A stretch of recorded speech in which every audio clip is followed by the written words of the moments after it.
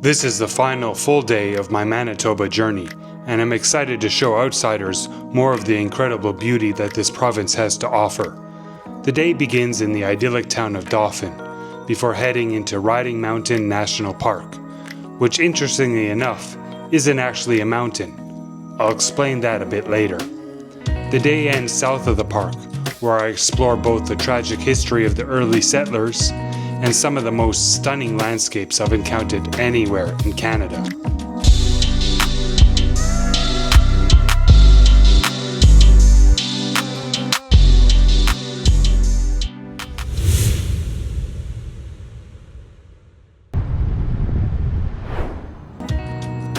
So this is downtown Dauphin. Bustling downtown of a city or a town that was named in 1741 by a French explorer. The name Dauphin is named after a region in France. So we see the French origins here. And the town itself was incorporated in 1896. Dauphin is located between Riding Mountain and Turtle Mountain parks, and is also a summertime place that draws in a country fest and a Ukrainian folk festival. So there's some heritage to the city, and a lot of it is Ukrainian. The statue here is dedicated to the Ukrainian Pioneer woman who started to come here en masse, the Ukrainians, in the late 1800s and early 1900s. And still today, about a third of this city is of Ukrainian origin, although 10 years ago it was up to 40%. So I suspect a lot of the older people have just died off and new people are coming into the town. But still, a Ukrainian hub, a Ukrainian heartland in the province of Manitoba here. And nice little downtown. I like what they did with it here. And here's where I want to go to for brunch today, Karina's. I've been here a few times in the past and it is excellent, but I am very concerned because I don't see any foot traffic or cars besides my own. This is one of the best places in town to get some food, and yeah, I think my suspicions are correct. It looks like it is closed today. Closed on Sunday, I respect that, but Monday too? Dang, that's too bad. Yeah, I've been lucky to eat here a few times and the food is really good. I wanted to come for the Ukrainian breakfast. I'm gonna miss out on that. If you're here on Tuesday, Wednesday, Thursday, Friday, Saturday, come to Karina's. It is very good food. Alright, I'm gonna just kind of stroll around the town a little bit more. I love driving through small towns like this. I could never live in a place like this, but visiting and driving through here in a nice summer day is pleasant. So across the street here we have Dauphin's old railway station, but I do love the design of this train station. It's very nice.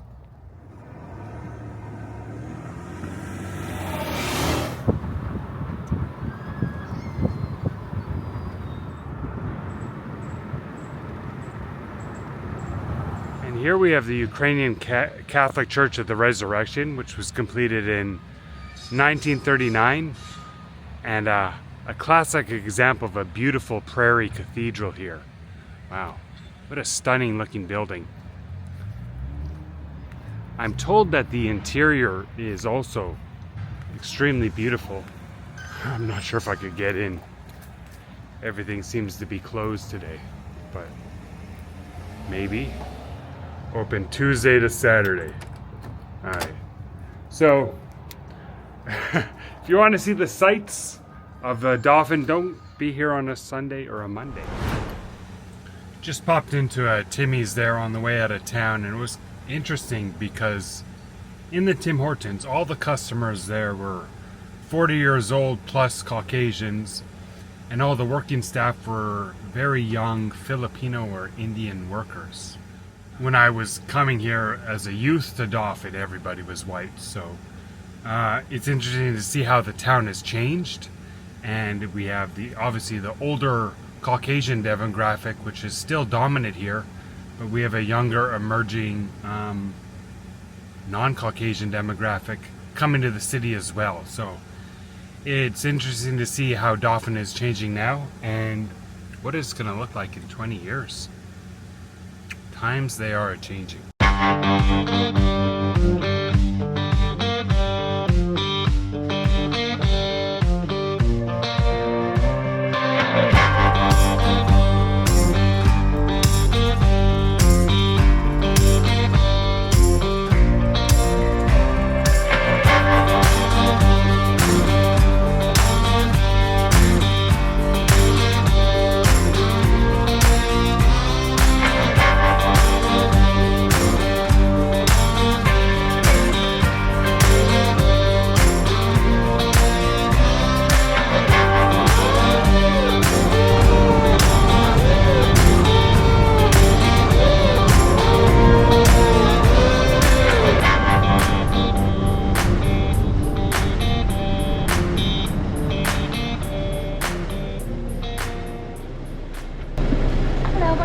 This is Riding Mountain National Park, founded in 1933.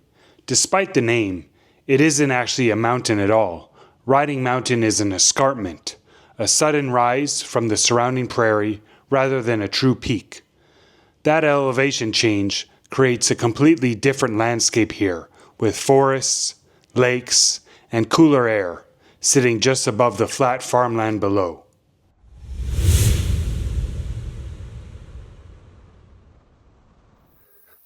Well, I've located my first set of red chairs, which are famous for all the national parks and national historic sites here in Canada. And just wanted to take this little trek up here to check out the view from here. So you see, we're already rising in elevation. And unfortunately, because it is a national park, cannot take out the drone. There's rules against using drones in national parks, and you can use them, but you have to get special permission, and I just didn't go through that process to do that. Nice views from up here, and we're going to do some hiking a bit into these woods a little bit up the road. I'm told I have to watch out for bears.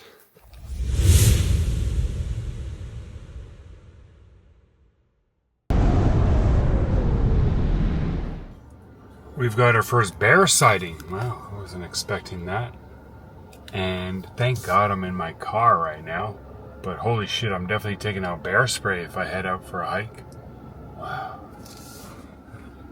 A true Canadian safari. Alright, goodbye bear.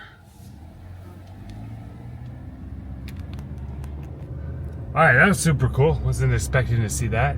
And apparently there are a fairly large number of black bears in this park. I was doing some research on the hiking trails here, and every hiker was like, yeah, we saw a black bear, but there have been no big incidents lately, so I think we're going to be okay. Just be careful, make some noise.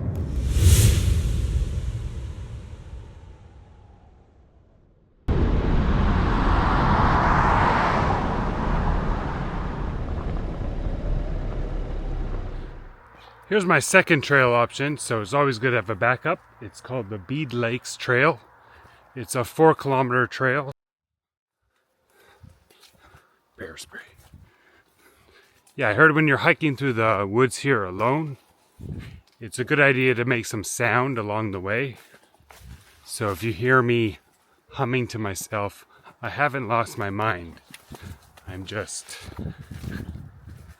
letting the woods around me know that somebody here is present.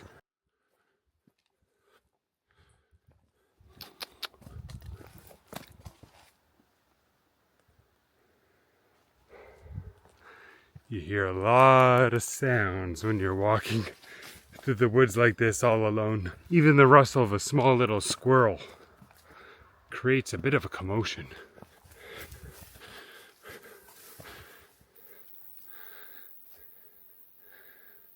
I wonder if these are monarchs. I said, hold up, wait a minute, something ain't right. Okay, I had to turn around. I saw a bear ahead of me there and on the trail, and I could have waited him out, or her out, but yeah, I think I got enough of this little hike because I'm getting eaten alive. It's getting thicker and thicker as I hike through here, and there was a bear up there, so I am going to walk back to the car.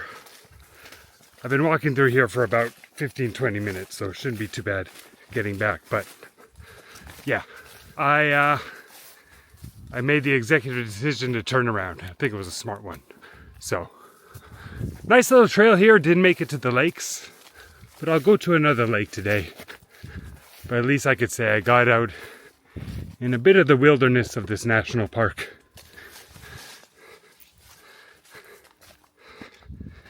Oh, thank God, my car. I'm gonna escape these bugs.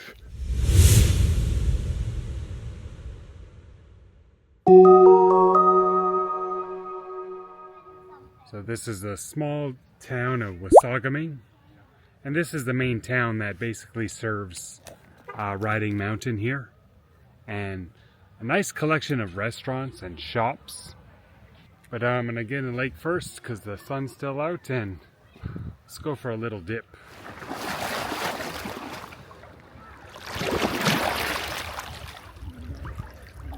That was nice. Like I said, the water's warm.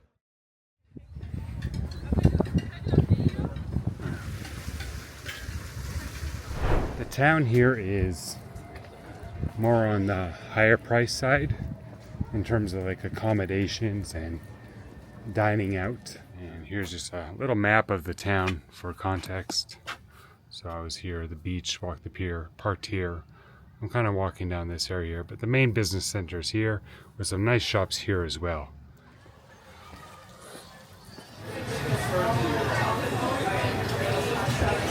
This is my score. My goodness. Got 2 scoops of hard ice cream. One was like chocolate brownie, the other one was caramel apple. Pretty big contrast, but I'm gonna enjoy both. And the price was $7 something, so ice cream is expensive these days. Absolutely worth it. That's incredible. 10 out of 10 score.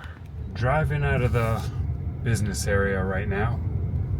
Going to be departing Wasagaming.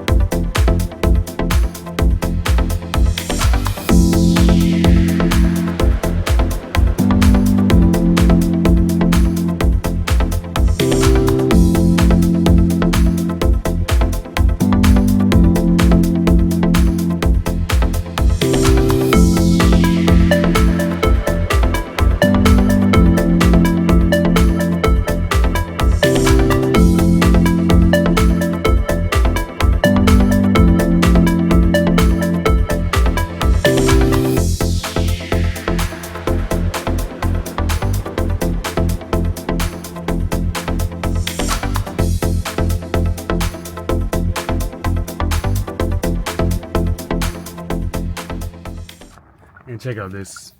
We're going to a historic site right now, and it says mass graves. Wow.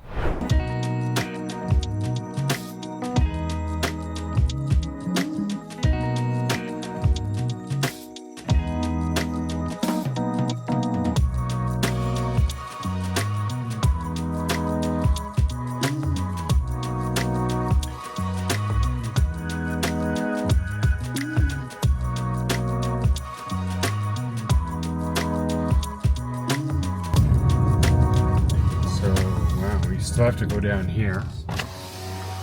We're going to the Ukrainian settlers' mass grave. I'm kind of in a weird place right now because the view there is spectacular, but I'm headed towards a mass grave site. Made it. All right. So we're in the district of Rossburn in Manitoba. Again, we're south of Riding Mountain still. And this plaque commemorates the 100th anniversary of the Ukrainian settlement, which began in 1891. They carved homesteads out of the forest, made life possible for us, their descendants, including myself. Thank you, guys. So this says here that in May 1899, scarlet fever struck the first group of Slavic families who camped at this site. 42 children and 3 adults died. Wow.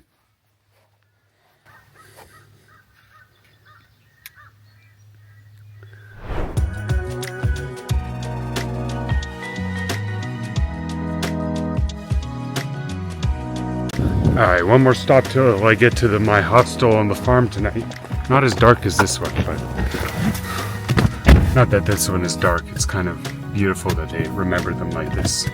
But the next one, we'll see. We'll get there soon.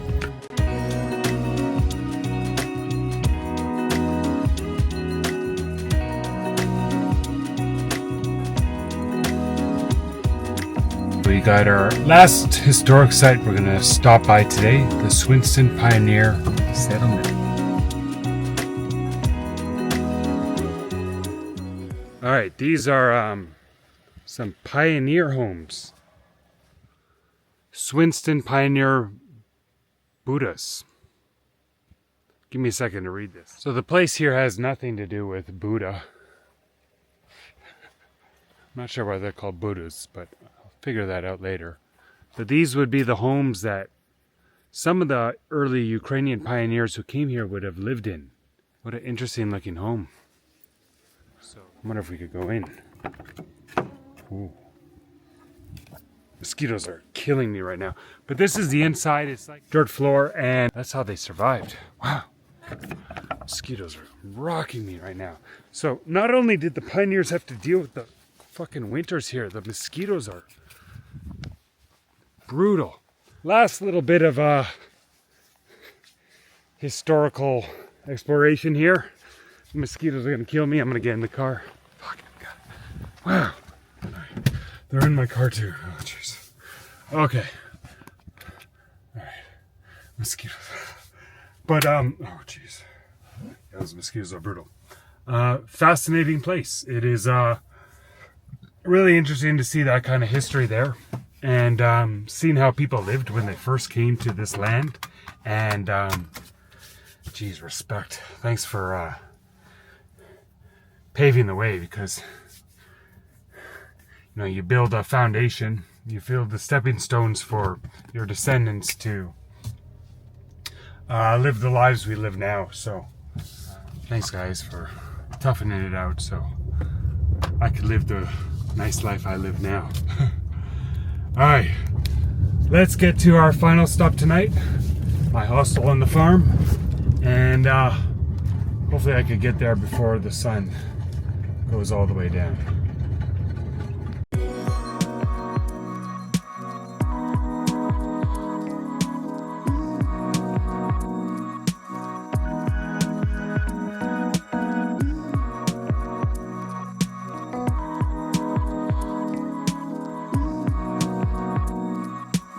To my hostel. Do you believe this is a hostel?